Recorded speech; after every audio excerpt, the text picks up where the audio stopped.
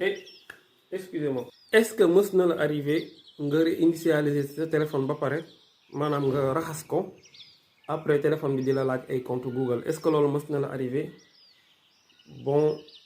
tey dama lay jox solution boo xam ne boo ko defee da ngay raxas téléphone bi nu mu la neexee après du la laaj dara, du la laaj Papa Ndiaye seetaanal vidéo bi ma expliqué la naka nga koy defee. téléphone bi dafa am problème dama ko war a réinitialiser mais dafa am benn compte Google boo xoolee téléphone bi application yi nanguñu dox léegi solution bi mooy ma réinitialiser ko mais avant nga koy réinitialiser dafa am benn paramètre boo xam ni soo ko activé incha allah dootu am problème compte Google da ngay dem paramètre boo demee paramètre nga activer li ñuy tuddee option de développement nag boo ko bëggee activer da ngay wàcc ba ci suufa suuf à propos du téléphone foofu ngay cliquer 7 fois boo fa cliquer benn yoon après nga ñëw fi ñu def numéro de build ngay def 7 fois fii nii mu ngay cliquer 7 fois waaw wala nga cliquer rek ba nga gis vous êtes désormais développeur mën nga retourner léegi boo retourner après day am beneen option bu bees buy ñëw moo nekk nii option pour les développeurs léegi da ngay dugg option pour les développeurs bu fa duggee déverrouillage OEM ngay wër fu ñu bind déverrouillage OEM moom ngay activer mais pour nga activer ko dalay laaj mot de passe téléphone bi kese la lay laaj bu dee téléphone bi am na mot de passe nga dugal mot de passe bu dee amul mot de passe garaawul léegi nag nga valider soo valider nag mooy déverrouillage OEM bii nii nga dugal mot de passe bi téléphone bi dafa ko dof nag maa ngi jéggalu voilà nga activer ko su activer c'est fini léegi actuellement nii damay réinitialiser téléphone bi damay dem fii nii sauvegarder et réinitialiser après ma ñëw bi ci suuf rétablir la configuration d'usine ma jël ko après ma def réinitialiser boo xoolee compte Google moo nekk nii ma nëbbu am na compte Google mais garaawul damay dugalaat sama mot de passe rek après ma def réinitialiser ma def effacer tout effacer téléphone bi dafa war a redémarrer dafay fay tàkkaat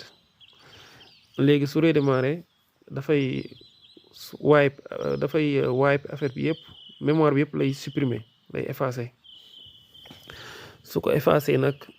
comme man dama activer woon déverrouillage OEM bi loolu moom mooy tax duma laaj compte Google léegi dama bëggoon ñu ànd xool ko est-ce que bu redémarrer dina ma laaj compte Google wala bari na ñoo xam ni problème bi la ñuy am mooy dañuy am seen téléphone day am problème wala ñu jënd téléphone bu bees rek ñu dem raxas ko réinitialiser ko après nag nga nekkaat di fay xaalis parce que compte Google bi dafa naqaree génnee am na ñu ko mën a dindi quoi mais nekkul ñëpp ñoo ko mën a dindi loolu moom moo tax ma def vidéo bi pour aider leen quoi léegi mi ngi redémarrer téléphone bi Tecno la actuellement nii mi ngi nekk di réinitialiser téléphone bi mi ngi koy raxas bu leen fàtte abonné sama chaîne YouTube Yada High-Tech ay vidéo technologie laay def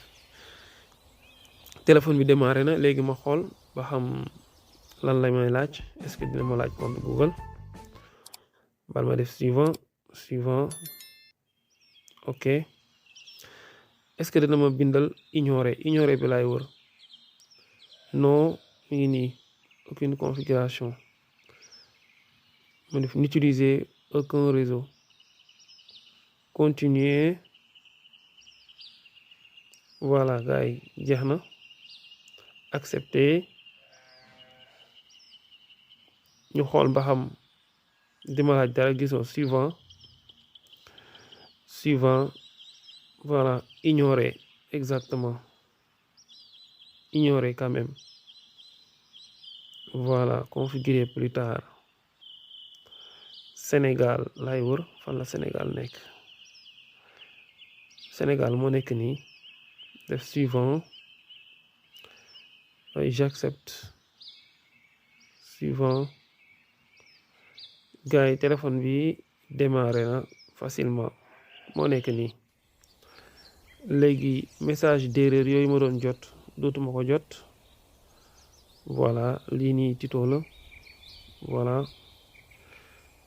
dem leen ngeen abonné sama compte YouTube ak sama compte TikTok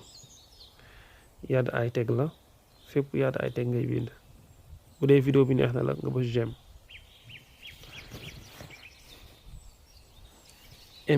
j'aime yi moom moo ëpp solo sax booy xool plus ngay aimé vidéo yi YouTube di ko gën a yéegee comme ça ñëpp di ko mën a gis